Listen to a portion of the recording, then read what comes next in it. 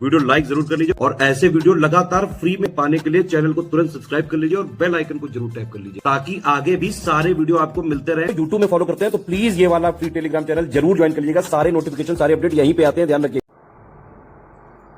नमस्कार साथियों, स्वागत है आप सभी का स्टडी फॉर सिविल सर्विसेज में। ये क्लास है हमारी इन्वायरमेंटल साइंस की और जो टॉपिक है आज का हमारा वो है रेडिएशन, यानी विकिरण से होने वाला प्रदूषण।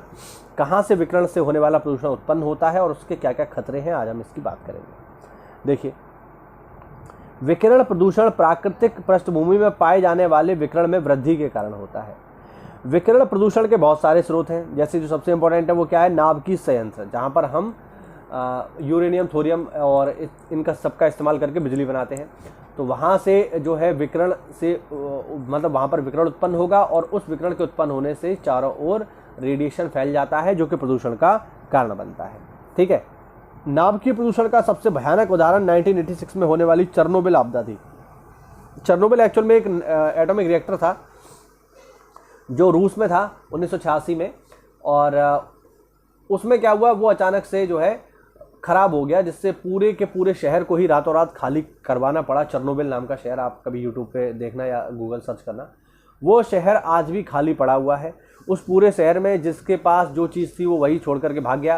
कारें वहाँ खड़ी हुई हैं, घर वहाँ बने हुए हैं, प्रॉपर सारी चीज़ें हैं, लेकिन वहाँ रेडिएशन इतना ज़्यादा हाई है कि वहाँ पर कोई भी आज के समय में जा नहीं सकता, वरना हाई रेडिएशन की वजह से वो मारा जाएगा। अच्छा, आप लोग एक चीज़ मुझे कमेंट करके बताइए कि अगर किसी स्थान पर रेडिएशन है तो उसको मापने का यंत्र क्या कहलाता है साथियों। उसको हम किस यंत्र से, कौन सा वो एपरेटस है, कौन सा वो मीटर है जिससे हम उसको मापेंगे कि इस स्थान पर इतना रेडिएशन है। तो वो जो यंत्र होता है उसको हम क्या बोलते हैं, देखते हैं कितने लोग इसका सही आंसर करेंगे। चलिए अब जरा विकिरण को समझते हैं। विकिरण ऊर्जा का एक रूप है जो अंतरिक्ष से यात्रा करता है। विघटित होते रेडिएशन न्यूक्लाइड से उत्पन्न होने वाला विकिरण प्रदूषण का मुख्य स्रोत है। विकिरण को दो समूहों में बांट सकते हैं, पहला नॉन आयोनाइजिंग और दूसरा आयोनाइजिंग रेडिएशन। आयनों में परिवर्तित होने वाला तथा आयनों में परिवर्तित नहीं होने वाला, इसी आधार पर इनको बांटा गया है। नॉन आयोनाइजिंग रेडिएशन जो आयनों में परिवर्तित नहीं होता है, स्पेक्ट्रम की लंबी तरंगदैर्ध्य पर वैद्युत चुंबकीय तरंगों से निर्मित होता है, जिसकी परास सीमा पराबैंगनी किरणों तक होती है। इन तरंगों में इतनी ऊर्जा होती है कि जिस माध्यम से ये गुजरती हैं उसके परमाणुओं तथा अणुओं को उत्तेजित कर देती हैं, जिससे उनमें होने वाले कंपन की गति बढ़ जाती है, पर इतनी दृढ़ नहीं होती कि उन्हें आयनों में बदल सके। माइक्रोवेव ओवन में रेडिएशन से खाद्य पदार्थों में होने वाले जल के परमाणुओं में कंपन की गति तीव्र हो जाती है, जिससे पदार्थ का तापमान बढ़ जाता है। जैसे रेडिएशन में, जैसे अगर आपने माइक्रोवेव ओवन आपके घर पे होगा तो आपने देखा होगा कि माइक्रोवेव ओवन केवल उन्हीं चीज़ों को गर्म करता है जिसमें पानी के अणु मौजूद है। जैसे मान लीजिए आपने क्या किया, आपने एक प्लास्टिक की कटोरी में कुछ सब्जी रखी, तो आप देखेंगे कि अगर आप उस माइक्रोवेव ओवन में उस सब्जी को रखेंगे तो सब्जी तो गर्म हो जाएगी, लेकिन वो कटोरी नहीं पिघलेगी। क्यों नहीं पिघलेगी? क्योंकि उस कटोरी में पानी का कोई भी अणु मौजूद नहीं है। और माइक्रोवेव बेसिकली क्या करता है कि किसी भी चीज़ में मौजूद पानी के कणों को उत्तेजित कर देता है, उनकी वजह से वो गर्म हो रही है।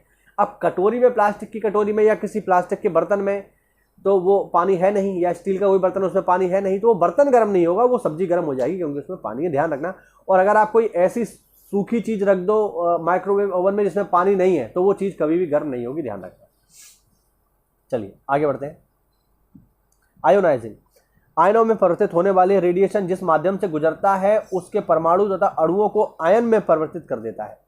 वैद्युत चुंबकीय रेडिएशन जैसे लघु तरंगें, पराबैंगनी विकिरण, एक्स किरणें तथा गामा किरणें, उत्सर्जन से भरे कण जो नाभिकीय प्रक्रिया में उत्पन्न होते हैं, वैद्युत शक्ति से संपन्न कण जैसे अल्फा बीटा कण जो रेडियोधर्मी सड़न से पैदा होते हैं, और न्यूट्रॉन जो नाभिकीय विखंडन में उत्पन्न होते हैं। उदाहरण के लिए पानी के अणुओं में उत्पन्न होने वाले आयन उन प्रतिक्रियाओं को प्रेरित कर सकते हैं जो प्रोटीन तथा अन्य महत्वपूर्ण अणुओं को दोबारा पढ़ते हैं इसको। उदाहरण के लिए पानी के अणुओं में उत्पन्न होने वाले आयन उन प्रतिक्रियाओं को प्रेरित कर सकते हैं जो प्रोटीन और अन्य महत्वपूर्ण अणुओं में बंधन तोड़ सकते हैं। इसका एक अन्य उदाहरण यह होगा कि जब गामा किरणें कोशिका से होकर गुजरती हैं तो डीएनए के पास पानी के अणु आयनित हो सकते हैं और आयन डीएनए के साथ प्रतिक्रिया कर सकता है जिससे यह टूट सकता है। वे रासायनिक बंधनों को तोड़कर रासायनिक परिवर्तन भी कर सकते हैं जो जैविक ऊतकों को नुकसान पहुंचा सकते हैं। आयनकारी विकिरण जैविक प्रणालियों को नुकसान पहुंचाते हैं, इसीलिए प्रदूषक है। यानी देखो, ये अभी ये जो भी हमने इतनी सारा ज्ञान लिया, इसका सीधा मतलब ये है कि दो प्रकार का विकिरण होगा, एक नॉन आयोनाइजिंग और एक आयोनाइजिंग। नॉन आयोनाइजिंग विकिरण जो है वो आपके लिए इतना हानिकारक नहीं है, यानी उससे आपको इतना नुकसान नहीं है।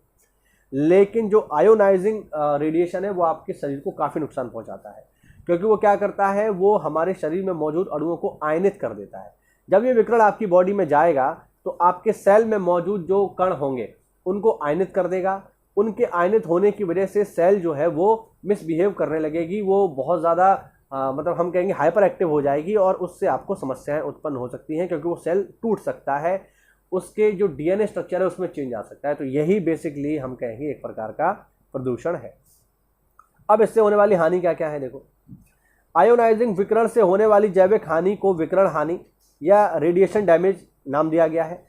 बड़ी मात्रा का विकिरण कोशिका को नष्ट कर देता है। मैंने बताया ना कि अगर आयोनाइजिंग विकिरण आपकी बॉडी में जाएगा तो कोशिका को बिल्कुल नष्ट कर देगा या उसके डीएनए स्ट्रक्चर में चेंज कर देगा, जिससे उसके संपर्क में आने वाला जीव प्रभावित होता है, और शायद आने वाली पीढ़ी भी, क्योंकि जब आपके डीएनए को ही वो म्यूटेट कर देगा, उसको चेंज कर देगा, तो आने वाली पीढ़ी भी आपकी उल्टी सीधी पैदा होगी।